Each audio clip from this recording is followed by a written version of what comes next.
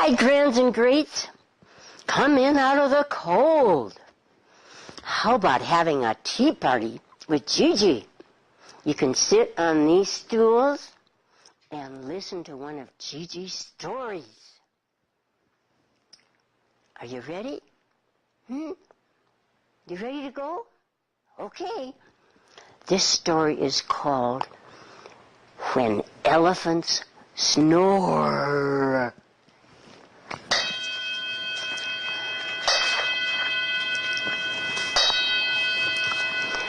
The gong from the Kyoto temple summoned the band of ninjas.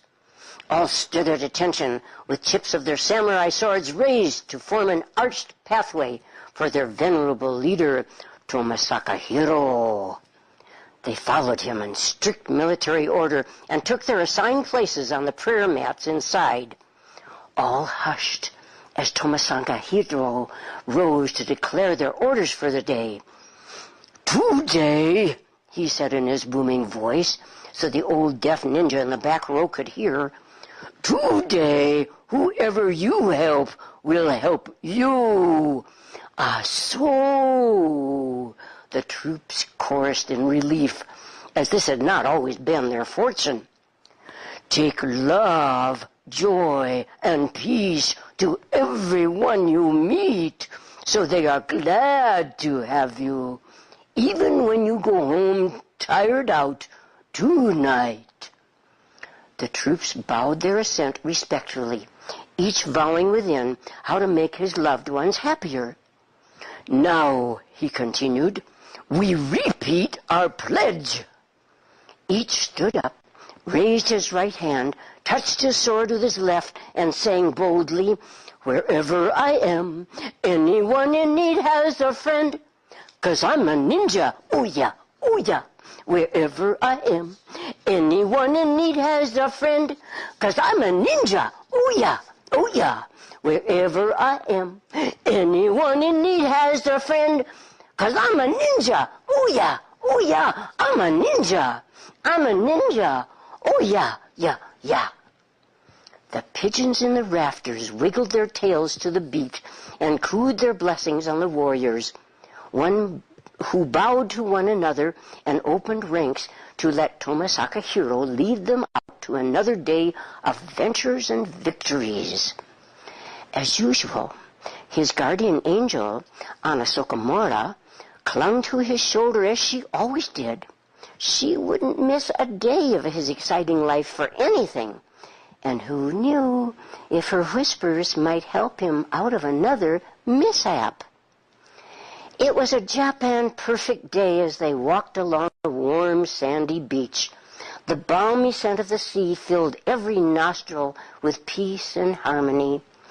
Angel Anna Sokamura saw an imaginary animal in every fluffy cloud, but she soon nodded off from the mesmerizing rhythm of the men marching in time to the waves splashing on the shore next to them.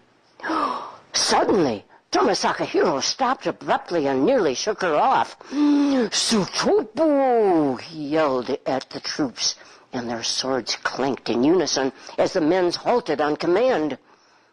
Tomisaka Hiro heard a roar and a sigh, and a roar and a sigh that resounded louder than the noise of the waves. Soon they all heard it, and concern gripped the army. Oh, what's that?" they muttered. "What has Tomisaka Hiro led us into this time?"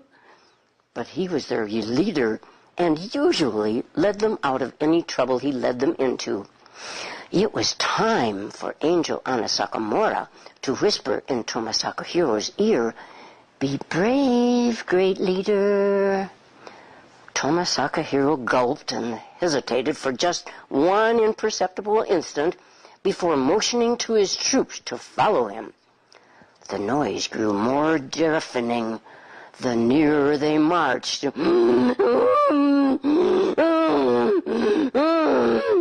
Soon they saw what looked like an enormous gray rock in the middle of the path.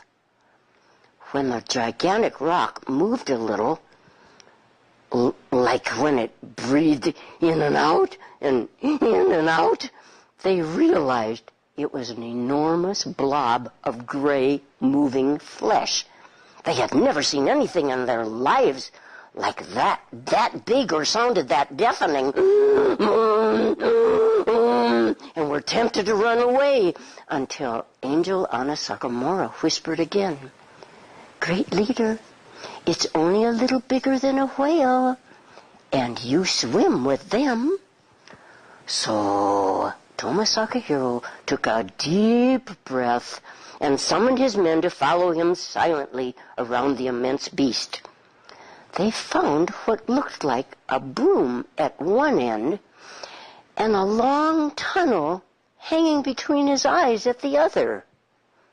When it blew out air that smelled like rotten grass, Angel Anna Sakamura was blown off of Tomisaka Hiro onto the thick, hard, scaly skin of the beast.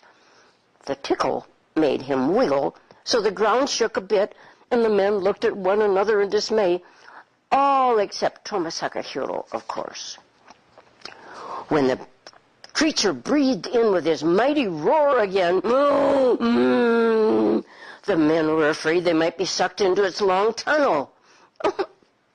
Angel Anna Sakamura realized he was just snoring and stifled a giggle before flying up to whisper into his ear, "Oh, great beast, you are lying in the path of the ninja troops. Please wake up and move before they harm you." The animal opened one eye and saw the friendly angel, and then the swords pointed at him. He shook his head to wake up, and the ground moved again, but even more so when he lifted himself up slowly to his full height. The ninjas, to a man, had their swords ready to attack, until Angel Anna Sakamura whispered in Tomisaka Hiro's ear again, "Great leader, you told us this morning to carry love, joy, and peace to everyone we meet. So?" He thought about this for a moment, but knew his first job was to protect his faithful men. So he looked way up into the beast's eyes and asked, kind of bravely, Who are you? What are you?"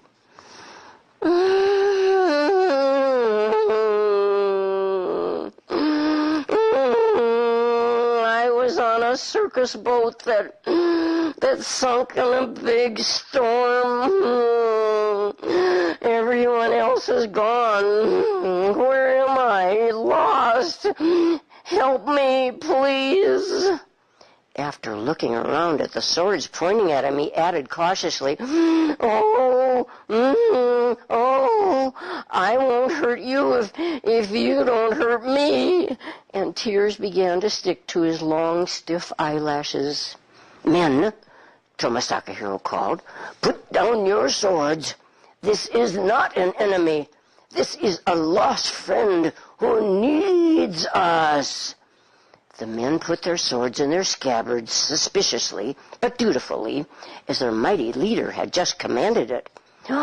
Just then, buckets of rain and spray from the ocean started to soak them all. The ocean's roar became louder than the snoring elephant's was. The ground shook violently and trees started to topple. Waves were growing huger and huger.